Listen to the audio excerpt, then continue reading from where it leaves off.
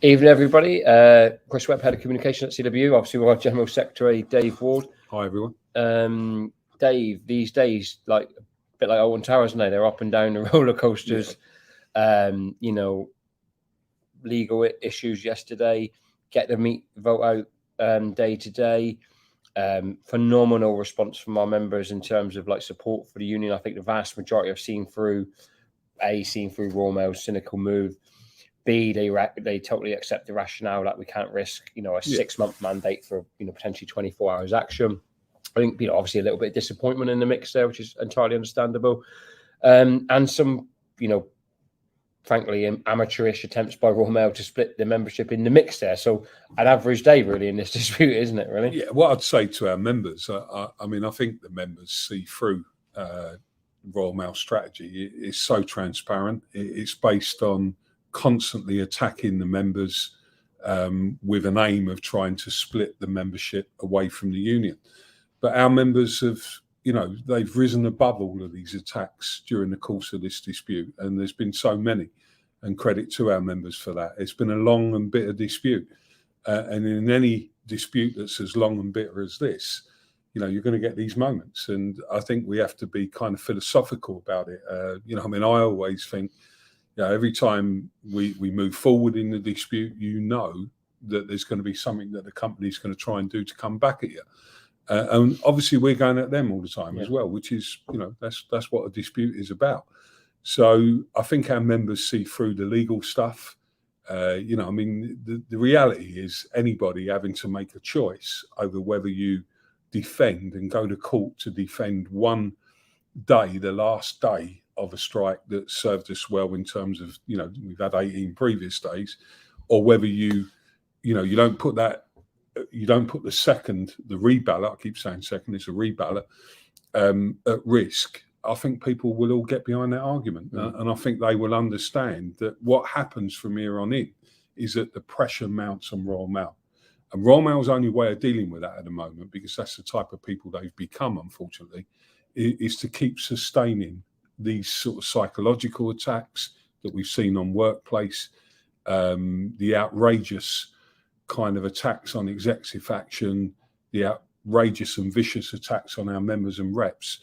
And our members know, they've been with the union a long time. They've been with this company a long time. And this behaviour from Royal Mail, I think they've stooped to the lowest level of any time in the history that I've known of Royal Mail. These are managers that are using union busting tactics, and they're pretty desperate people. Yeah. And I think that what the members can take comfort in is that what will change this dispute, change the course of this dispute, and almost funnel it to a conclusion.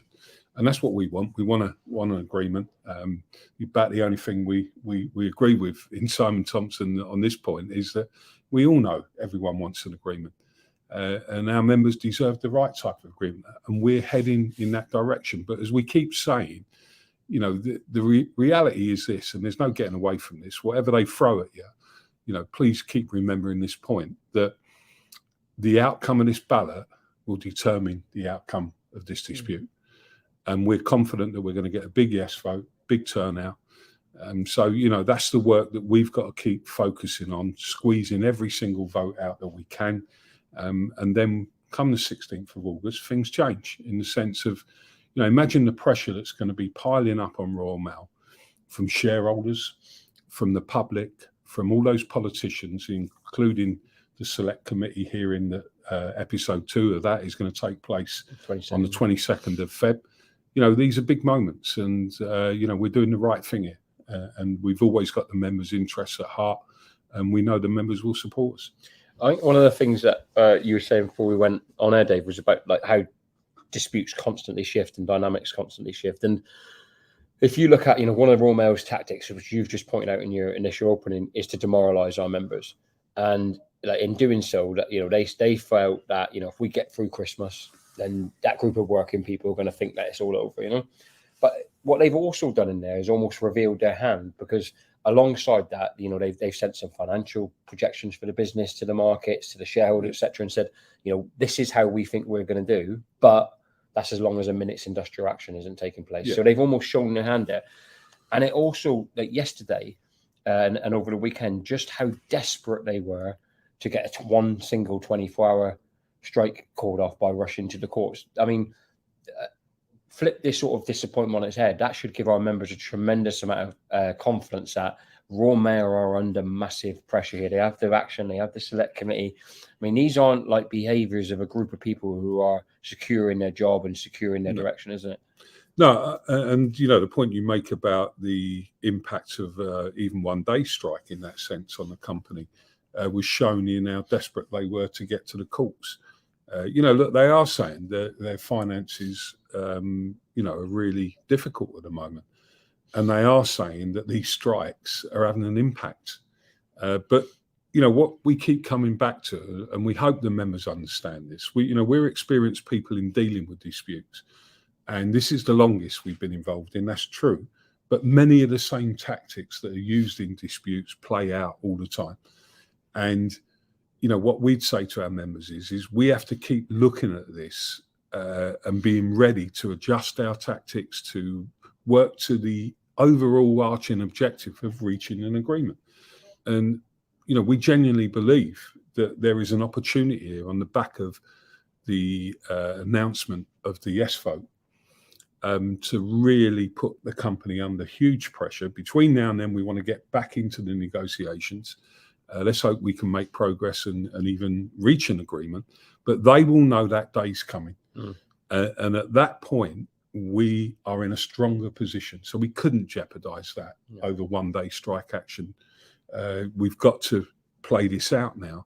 And as long as the members know that, and you know, you're seeing once these tactics are thrown at you once, you start to see the pattern emerge, and that's what the company are doing at the moment. You know, in the room, I wish our members could see some of the meetings that we have, because you know they would have heard Royal Mail managers last week looking towards how we get an agreement.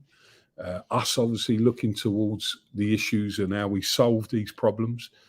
And trying to genuinely work towards a deal. Now, I've seen some stuff today, you know, that they're coming out with. Don't worry about that. All you got to do, all the members have got to do, is get that vote across the line, and that will happen, and we'll be in a very strong position to resolve this dispute. And if we can do that without any further industrial action, that's what we want to do.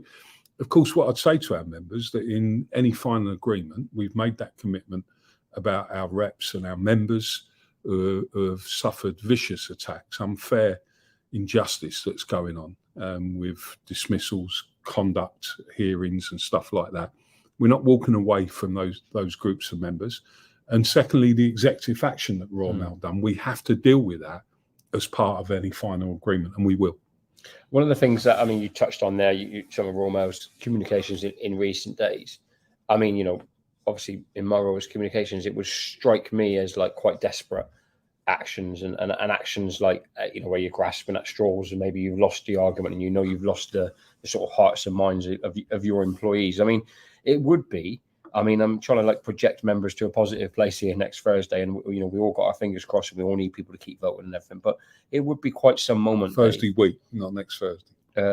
No, it's next Thursday, isn't it? Thursday's coming. Yeah. No, all right. Thursday week. Come 16th, on. Yeah, Thursday week then.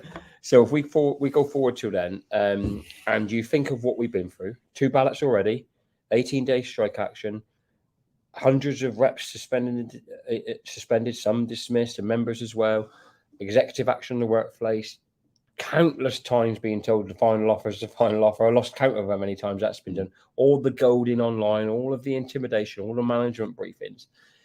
If our members turn around at Thursday week and say, you know, we're with the union still in mass numbers, that is going to, you know, just put across to the members, maybe if you can, the impact that's going to have not only on a boost to the workers, that they're still together as a collective force, but also the pressure that's going to put on the company. We'll go turn around to shareholders and saying, we got this under control. We'll turn around to the public and saying, you know, people are coming back to work. They're not going to support the union. All the lies they've been putting out there. How big a moment is that, and how important is it we keep voting? Well, I mean, you've described it really well as ever. It's about everybody's reaction to that. So it's not just about our reaction to it. It's about how the shareholders will react to it. You know, we met the shareholders. So we know what Royal Mail is saying to the shareholders, but we also know the conversations that we've had with shareholders that I think that they will look at that and go, wow, the members are still back in the union. Well, there's something fundamentally wrong here. The politicians that are following this dispute, those who support us, those who are against us, they will look at it and go, well, there's got to be something wrong here. If the postal workers have delivered another massive fiasco, then there's got to be something wrong with the company. So there's no get out from the company once the 16th has come. That's why they're maximising the pressure on our members in the workplace now. That's why they've been building up to that, because the game does change from the 16th. What we hope, though, and I'm going to keep coming back to this, to reassure our members, we want to reach a conclusion to this dispute. We're going to do everything possible to reach an agreement. And we would want to do that without, if possible, not taking any further strike action. That's a good strategy. It's one that all of our members would support. But we're going to leverage that vote. It's all about leveraging your pressure points. And you have to do that in a number of ways. You have to provide solutions to the dispute, obviously through the negotiations, which we're doing. But you also have to maximise the pressure of the support that you get. And I think our members will really get this. We'll have a media, probably press conference on the day of the ballot. Someone just trying to come in the office. That's what happens. You've got live television. We'll do the media. We'll be back in the media spotlight again. We'll be able to make all the arguments on the attacks that our members are suffering from the company, and they won't have anywhere to go from that day onwards. Spot on, Dave. So thanks for your time, buddy, as always. And Dave will be on plenty more in the coming days as we try and get the vote out. But that's it, really. You've got to vote. Please, more of you to vote, more pressure on the employer. Thanks, everyone. Take care. Cheers, everybody.